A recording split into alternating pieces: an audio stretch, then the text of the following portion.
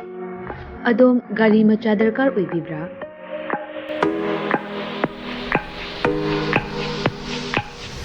Supnagi minute kuntragi manungda document ichang changdana Vespa amadi Aprilia gi apamba model sing supna dagi lupa lising tara khaktang puthok piduna loan oina lawba yabagi khudong chaba pizare. Akupa marul kidamak contact tobirau 9089895330 amadi 9615823252 Tulasi Motors Private Limited Thangmaiban amadi Sangay Pro Kudong Chaba si Mangan Bigano ngasi mag-contact tobirau terms and condition apply.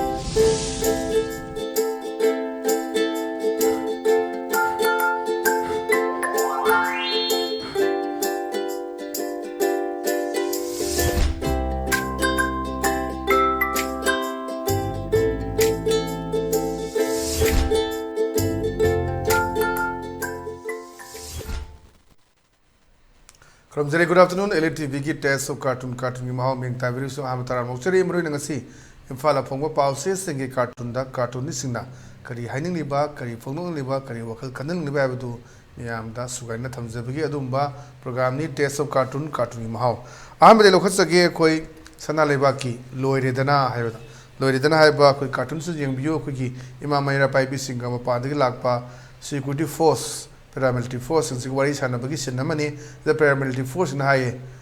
Iran si Lakshinaba, Honabada, Hogi Awa Todang si Kangbiu, Ima, and Haibani, Opandi Lapa Makuriga to Malaysia, Manada, Ima Mena Pipin Harakpani.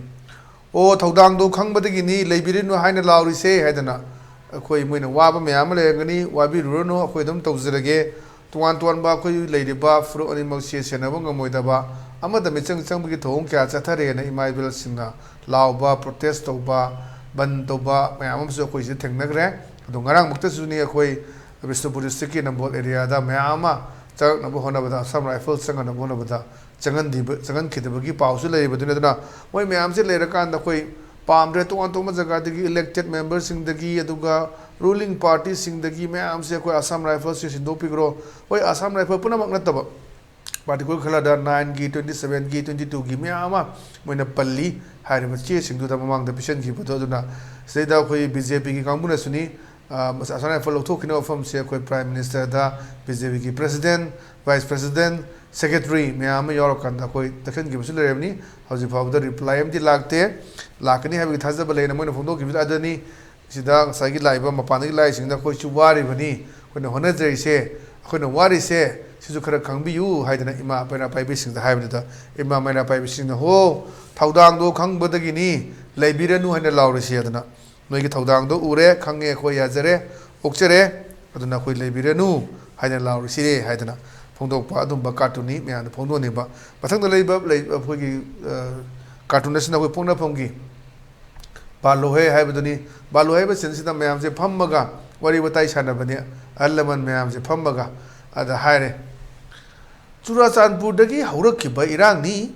you may tadna, the gimme hatna, the gimme tan tokana, Aduga, my tain in the high city, cookie shibu my tairana, Kanana Huraki, Kanana, Huraki, the have city, ma'am the proof ni evidence, toy later, Bani, Reli Chale, Reltigi Matunda, Mako, get Tokanano, second, the was in the 19 Anglo cookie working, have a get to make Harame,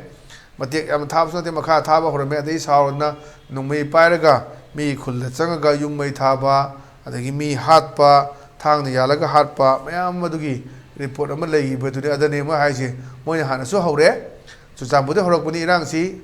the Gi, Yung May Tare, Mi Hale, and the Maytan to air. I don't Maytana Hana Hori Nazi, other Horiba, Kambusing Ju, cookies who may take Rana, Mana Kalaganga put to the other cookies who may take Rani, when an Horokuni, Torokuni have a same and a Prupni. Tangel Roga to Zamburanga Hecta, Magi Maki Tadana, Lutpa, Todana, Mi Hatana, Ngamanate, Mahogi population, the Miami, when he may tasting a changa, Tobunga Manate, at the day that Lana Pau Hajenba, or the Potihoi, Sai May Taba, or Mahadium to me and Glokuki, while Kanana Tabno have come one day when Masentana Iraka, you have to as Madugidi inquiry commission link the Nazikana, as a Lamba, Hanaki, Justice na. थिचनबगी मफमसु लेरी अदु साइसिदनी Moina हानसु हौरे अदुगा मैतेना हौबनी हाइसे अदा हौगिबा कांगुजि कुकीसिबु मैतेइरा हाइदना सुम फागी वे करी बोरगसु हंगपा या मफम अमा लाकपा वखलोंदो अदुनी दा कार्टूनिस्टना फोंदोइसे मथक लेसिना कोइ होइलन पाउगी अस लोइरे हाइबदुनी सिगी सेंसिदा मोइ खन्नबदुनी पुंसिसु वासलकपा तौरिबा सुबम नमम खांगतबा तवम सु अनिमक्ते नाकल अनिमक्ते अदमा हाइरे मिसिना तेलब पुंसिसि लोइदौरे अना हाइ वरि सन मबाना बनिसे अदमा सिना खुमे होय बन खरा कर्फ्यू खरा धरना खरा मसिनि पुंसिना अखोगी यामना के हाइतारे तंथरकपा वखल से नुंगायक्तबा ngak langba khotpa phanggadau mayam su phangakta adu punsisi khara chara khara tumma khara hippa lan khara kapa adugi film da dum leibagi mong da leirakpa adugi tummam chawam khangdana mayam amana khoi relief camp da leirakpa yungi nungai ba nga family pundana sabuk chalroga halaga su nokminadana chamina tawagi madu phangakta mayam je queue lepa ganda kang marak khangde ama khangde du toraka da family gi nungai bu leita numagi khara charaga summaga adum leibagi mong da leirakpa kayam kuin da leiraki no haibagi macha sa nungai raktaba depression ama feel torak pudune ji mayam da torasi adum mayam khalak pudune da haijini telaba punsi si loidore ana khalla ama sina haire ama sina khume ban khara curfew khara dharna khara masini punsi hedana madugi habji leiba punsi gi marel punsi mahing leir posi khoi gi cartoon nisna fajana define tonaba honaba adum ba cartoon ne thamjage mathang da leisina ko ECL express ki naire habduni naire habsida photo da leiri mapan da leiba akhoi lobu yai Narendra Modi oina lobu chu yare leiba kuyat ke yalaga picture ji kitang sengbo ale du so na kanda to piu pin MLA minister singni kaisu khan ganu china ga songna bala nate imung manung ni ana adagi lautharak poduni adada sidagi state ke leiba kumme imung gi thodok ta loisamna ngamda na khoina kamdau china ga thengna doiba an hai baraka china ga ji an thengna bagi pause leibni adani akhoi photos da uraga wari sana bagi sindu ga sagi cartoonist ut pani aduna prime minister Narendra Modi gi saktam oidoi ni la number khara sekbata na koi kuyat ka yelaga am tawwa aduni keju khan ganu china ga sona bala nate imung manung ni ada haidi imung gi thodok ta loisan bangam daba na khoina kamdau na china ga thengna doino haidana azai cartoonist hanga pu hang doni imung gi bu khana bol ngam daga mapani kamai thenga do imung yana lo shelu kuire mi chamani hengre hokiba mi hom dagi ni aduna khoi august ahum da tha hum phagrabni adu matung dani akhoi mi chamaga chuin ngasi tang tarama pani mi taraga taru matin jallo adu mi chamaga kana sure taru suraga doini haji leise adu haji fauda manipur santi propagam de ngarang kam nei ngarang kam da raga su kuki militani haidana adu ahum Muhammad halame kanana kapino kaidoinu duma media reporter chapchana phangdre sakang daba hai khulai ba sakang daba aduga akoi gi ukul gi SP na su kanano kaino haibduma chapcha phongdokte mathang da leisina khoi people's chronicle gini people's chronicle ge Sunday satire da policy halan si wai sanabani ya waraba ngaktani mana how old are malem si da hai tare khoi hai tare ko our elected VIPs were so dumb and timid. Amna kogi maron thok taba aduga timid pang da basi kamai tawna moisibu horna malem sida moisibu kamai ne le mi kamai na khallu no sinema that we vote for to safeguard the people and protect the land. Akoi na moi da vote piru se kogi safeguard tawna ba kari safeguard tawna ba koi miyam adugi kogi lam si safeguard tawna ba moi da vote thada do bani adubu to hell with political parties. Madu kana dre political minds je pra narak ta tab ors no masi kana da bang aktani na no kai mai to na malem si da moi sina koina kamai to na elected VIPs were so dumb and timid halai riba VIP ma'am sing si koi gi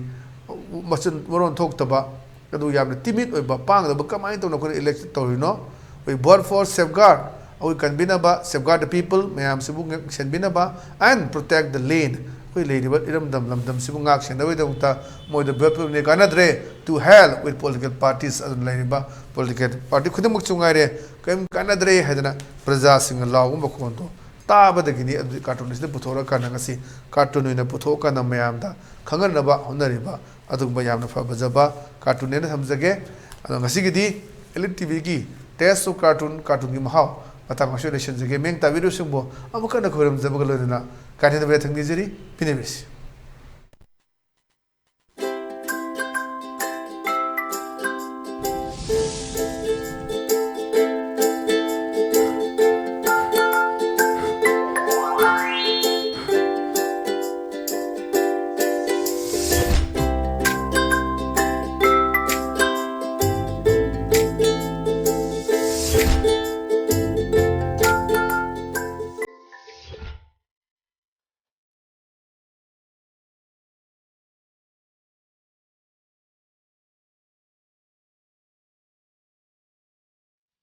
Adom gari macha darkar oibibra?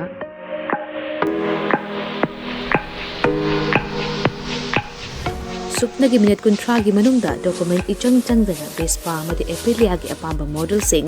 supna dagi lupa lising tara khaktang puthok piduna loan oina lawba yabagi khudong chaba pizare. Akupa marul kidamak contact tawbirau 9089895330 amadi 9615823252 Tulasi Motors Private Limited Thangmaiban amadi Sangay Pro Kudong Chaba si mangan bigano ngasi mag-contact tawbirau terms and conditions apply.